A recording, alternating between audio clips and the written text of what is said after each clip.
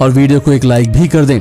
चलिए सबसे पहले आपको एक बार चीनी बीमारी से संक्रमित लोगों का आंकड़ा बता देते हैं। पिछले 24 घंटे में कोरोना के 53,601 नए मामले सामने आए हैं, जिसके बाद अब देश में 22,68,675 केसेस हो गए हैं। वहीं अब मरने वालों की संख्या 45,257 हो चुकी है, जो कि एक बेहद दुखद बात है। चलिए दोस्तों, बात करते हैं आज की सबसे पहली बड़ी खबर की। दुनिया की पहली कोरोना वैक्सीन रूस में हुई लॉन्च। राष्ट्रपति पुतिन की बेटी को लगा कोरोना वैक्सीन का पहला टीका। दोस्तों, रूस ने आखिरकार कोरोना वायरस की दुनिया की पहली वैक्सीन लॉन्च कर दी है। ये बड़ा ऐलान रूस के राष्ट्रपति व्लादिमीर पुतिन ने खुद किया है।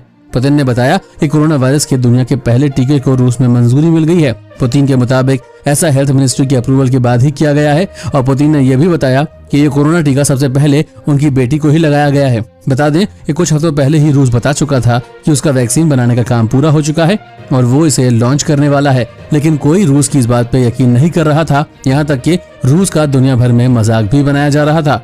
रूस की राजधानी मॉस्को में एक गामलेया इंस्टीट्यूट है, उसने इस कोरोना वैक्सीन को बनाया है। खबरों के मुताबिक रूस अब सितंबर में इस वैक्सीन का बड़े पैमाने पर उत्पादन करके शुरू कर देगा और फिर अक्टूबर से रूस में सबको टीका लगाना शुरू किया जा सकता है। दोस्तों, ये दुनिया की पहली ऐसी कोरोना वैक्सीन बन गई है जिसे सरकारी रेगुलेटरी अप्रूवल मिला है और अब बताया जा रहा है कि वैक्सीन रूस में सभी लोगों को दी जाएगी ताकि कोरोना वायरस के खिलाफ इम्यूनिटी हासिल हो सके।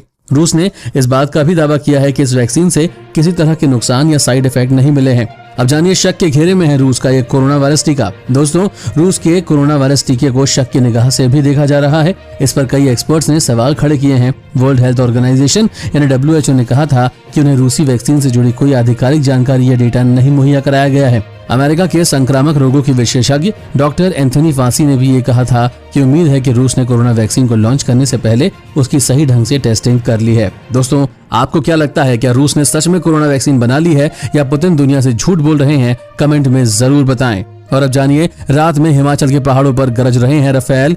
दोस्तों, लद्दाख में चीन को जवाब देने की है तैयारी। जी हाँ दोस्तों, हाल ही में भारत आए बेहद आधुनिक और घातक लड़ाकू विमान राफेल विमानों ने आसमान में गरजना शुरू कर दिया है। फ्रांस से आए ये लड़ाकू विमान रात के समय हिमाचल के पहाड़ों पर प्रैक्टिस में जुटे हैं ताकि रात के समय में भी एयर टू एयर मिसाइल एवं एयर टू ग्राउंड मिसाइलों के साथ दुश्मनों को तबाह कर सके। सेना के वरिष्ठ अधिकारियों ने जानकारी दी है। एक अधिकारी ने बताया कि अभी ये विमान LAC से दूर रह रहे हैं ताकि अक्साई चीन में तैनात चीन के रडार इसको न पहचान सके, क्योंकि युद्ध की स्थिति में वे इनका इस्तेमाल राफेल को जाम करने के लिए भी कर सकते हैं। हालांकि राफेल को बनाने वाली कंपनी का कहना है कि राफेल का इस्तेमाल लद्दाख में ट्रेनिंग के लिए भी हो सकता है, क्योंकि इन विमानों में युद्ध जैसी स्थिति में अपना सिग्नल फ्रीक्वेंसी बदल लेने की क्षमता है।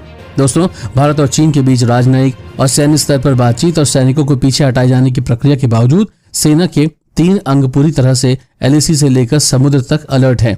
दोस्तों, ये भी जान लें, पिछले दिनों सेना अध्यक्ष MK नरवणे ने सेंट्रल और वेस्टर्न आर्मी कमांडर्स को ये साफ कर दिया था कि LAC पर चीन कभी भी आक्रमण कर सकता है और आक्रामकता दिखा सकता है और इसके लिए सर्वोच्च स्तर की तैयारी रखें। बता दें कि लद्दाख सेक्टर में अगस्त के पहले सप्ताह में चीनी एयरफोर्स की गतिविधियां बढ़ गई थी, लेकिन भारतीय वायुसेना कोई चांस नहीं ले रही है और एयर मूवमेंट को बेहद सतर्कता के साथ ट्रैक किया जा रहा है।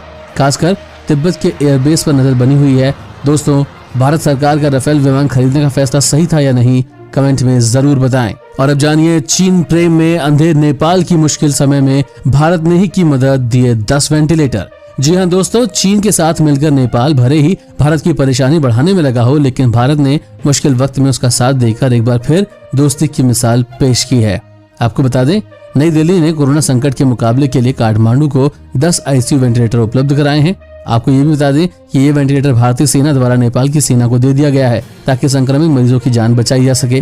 काठमांडू में भारत के राजदूत विनय मोहन क्वत्रा ने chief of army staff general Purnachandra Thapa को वेंटिलेटर सौंपते हुए उन्हें ये भरोसा दिलाया कि भारत सरकार नेपाल की हर संभव सहायता के लिए तैयार है। जान लीजिए कि नेपाली अखबार काठमांडू पोस्ट के मुताबिक इस मौके पर भारतीय राजदूत ने कहा कि नई दिल्ली कोरोना महामारी से जंग में नेपाल की सहायता के लिए प्रतिबद्ध है। उन्होंने कहा कि भारतीय सेना और नेपाली सेना के बीच अच्छे संबंध रहे हैं और वेंटिलेटर उपलब्ध कराकर भारतीय सेना ने मानवतावादी सहयोग को दर्शाया है।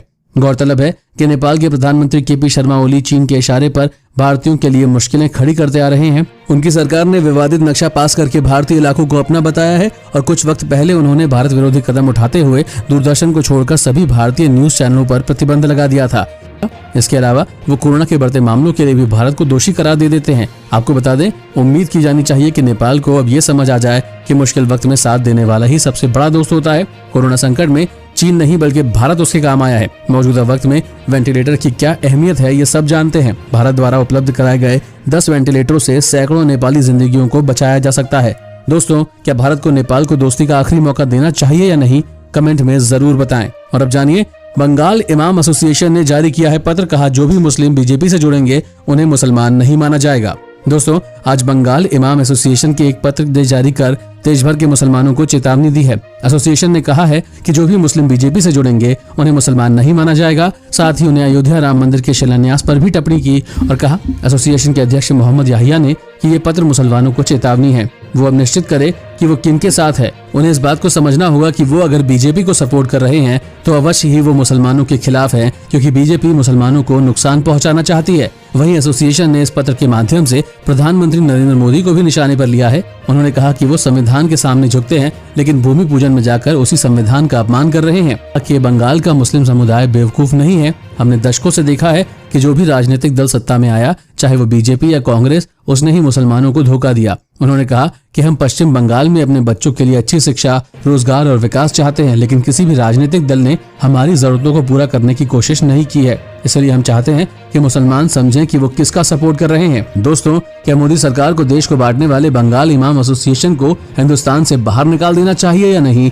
कमेंट में बताएं। और अब जानिए, 15 अगस्त स्वतंत्रता दिवस पर रचा जाएगा इतिहास। अमेरिका देगा भारत को सौगात। जी हाँ दोस्तों, इस स्वतंत्रता दिवस हमारे भारत देश का झंडा यानी तिरंगा अमेरिका में भी लहराता दिखेगा। ऐसा पहली बार होगा कि न्यूयॉर्क के मशहूर टाइम स्क्वायर में 15 अगस्त के दिन तिरंगा फहराया जाएगा। वहाँ ये काम कुछ भारतीय मूल के लोगों की वजह से पूरा होगा। अमेरिका में फेडरेशन ऑफ इंडियन एसोसिएशन नाम की एक संस्था है, वो न्यूयॉर्क, न्यू जर्सी और कनेक्टिकट में एक्टिव है। वो ये काम करेंगी। संस्था ने बताया कि 15 अगस्त 2020 को टाइम स्क्वायर पर तिरंगा लहराता दिखेगा और संस्था ने यह भी बताया कि ऐसा पहली बार होगा और ये इतिहास रचने जैसा है। इस कार्यक्रम के लिए रणधीर जायसवाल को गेस्ट ऑफ ऑनर के रूप में बुलाया गया है। वो न्यूयॉर्क में भारत के काउंसिल जनरल ऑफ इंडिया हैं। FIA ने बताया कि स्वतंत्रता दिवस पर टाइम स्क्वायर पर तिरंगा फहराया जाएगा। इसके साथ साथ एम्पायर स्टेट बिल्डिंग पर केसरी, सफेद और हरी लाइट से तिरंगा भी बनाया जाएगा। बता दें कि इससे पहले इस सही जगह पर राम मंदिर भूमि पूजन का लाइव प्रसारण कई घंटों तक दिखाया गया था। दोस्तों, अमेरिका का स्वतंत्र